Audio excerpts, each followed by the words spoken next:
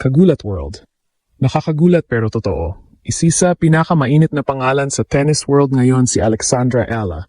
Ngunit kapag tiningnan mo ang kanyang official subscriber numbers sa pangunahing platforms tulad ng YouTube, nasa 1 million subscribers pa lang. Para sa isang atleta na ginugulat ang buong tennis world, parang hindi ito tugma sa laki ng kanyang global impact. Isipin natin ang konteksto.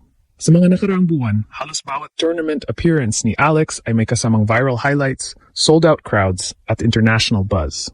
Sa Miami Open halimbawa, libu-libong fans ang nagwagayway ng Philippine flags habang sumasabog ang kanyang highlights sa social media na umaabot sa millions of views. Ang kanyang career trajectory ay tuloy-tuloy ding umaakyat hanggang maabot niya ang top 30 range ng WTA rankings.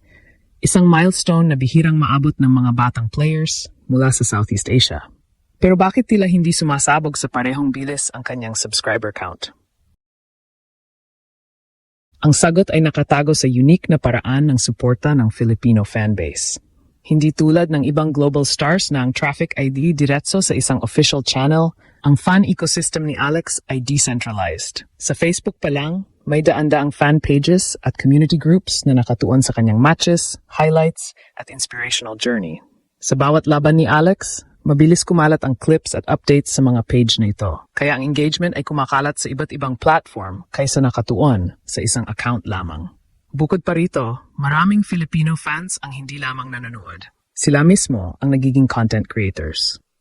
Sa bawat malaking panalo ni Alex, libu-libong personal accounts ang nagpo-post ng reactions, highlight edits, at laban Alex messages sa kanilang sariling timelines. Ang resulta?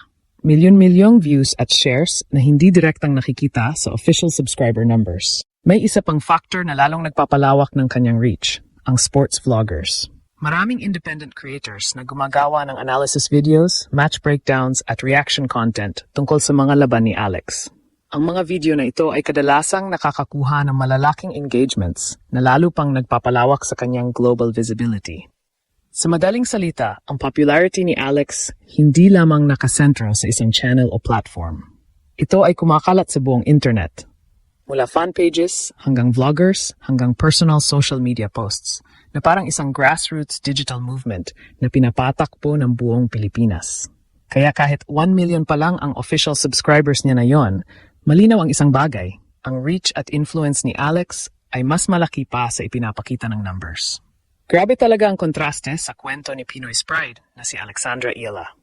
Sa buong tennis world, siya na ang isa sa pinakamalaking phenomenon. Packed stadium sa Miami, viral highlights na daig pa ang ibang top players, sold-out crowds,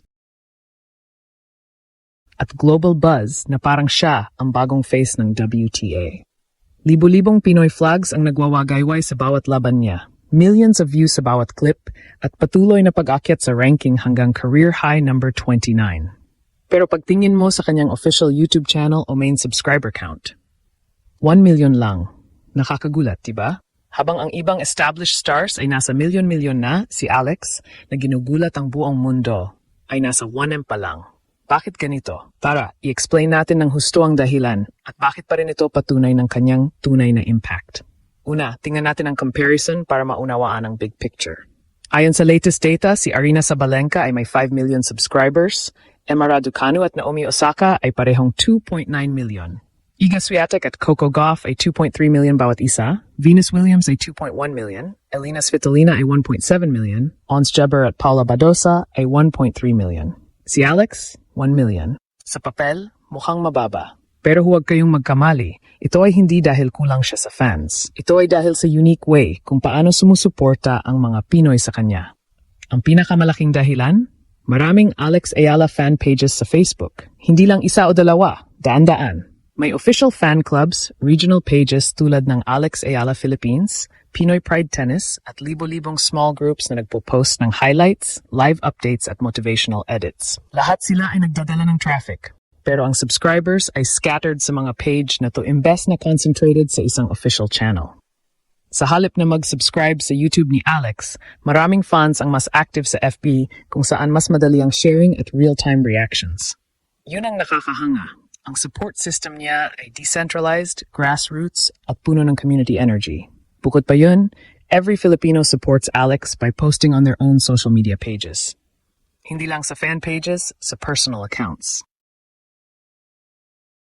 Mula sa tito sa probinsya hanggang sa OFW sa Europe, lahat ay nagpo-post ng Laban Alex Reels, stories at live reactions sa kanilang timeline. Isang simple na highlight clip ni Alex ay nagiging viral sa personal networks. Millions of shares at likes na hindi nakakount sa official subscriber stats. Parang buong Pilipinas ang naging content creators para sa kanya. Sa halip na umasa sa isang channel, ang bawat kababayan ay nagiging amplifier. Yun ang tunay na Pinoy power. Organic, personal, at walang tigil. At huwag nating kalimutan ang sports vloggers na nagdadala ng bulk ng likes at followers. Mga Pinoy sports vloggers tulad ng mga tennis-focused channels na Tennis Philippines, Pinoy Tennis TV, at marami pang independent creators ang may milyon-milyong engagement sa bawat Alex-related content. Isang 10-minute breakdown ng kanyang Miami run, millions of views at likes agad. Isang reaction video sa kanyang lefty forehand, puno ng comments at share. Ang mga vloggers na to ang nagiging bridge sa masa, mas accessible, mas entertaining, at mas malapit sa fans kaysa sa official WTA channel. Kaya kahit 1M lang ang official subs ni Alex, ang total reach niya sa social media ay daig pa ang ilang top players dahil sa mga vloggers na ito. Millions of engagements kada post, parang buong sports community ang nagsasama-sama para i-boost siya. Sa social media, ramdam na ramdam ang mixed emotions ng fans tungkol dito. Maraming Pinoy ang puno ng pride pero may kaunting tanong, bakit ganito lang? Dapat milyon-milyon na siya. May kaba na baka hindi sapat ang visibility pero mas malakas ang positivity. Kahit 1 app lang, ang impact niya ay worldwide, ang common feeling. May mga nagpo-post na sobrang saya nila na nakikita ang kanyang journey na hindi reliant sa big media machine, kundi sa tunay na grassroots support. International viewers naman ay nahahalina. Biglang natutuklasan nila na ang isang Filipina ay may ganitong level ng organic hype kahit hindi pa ganun kalaki ang official numbers. She's a phenomenon without the numbers yet. Wait till she hits 5 million. Ang dating ng marami. Ang daming emosyonal na kwento mula sa live reactions. Maraming fans ang nag-celebrate na parang personal achievement nila ang bawat milestone ni Alex, mula packed grandstands hanggang viral moments. May mga nagpapahayag na ang 1 million subs ay patunay na ang kanyang fame ay hindi manufactured. Ito ay tunay na built from the ground up ng mga ordinaryong Pinoy. Young aspiring athletes, inspired na parang kahit hindi pa milyon-milyon, kaya niyang baguhin ang game.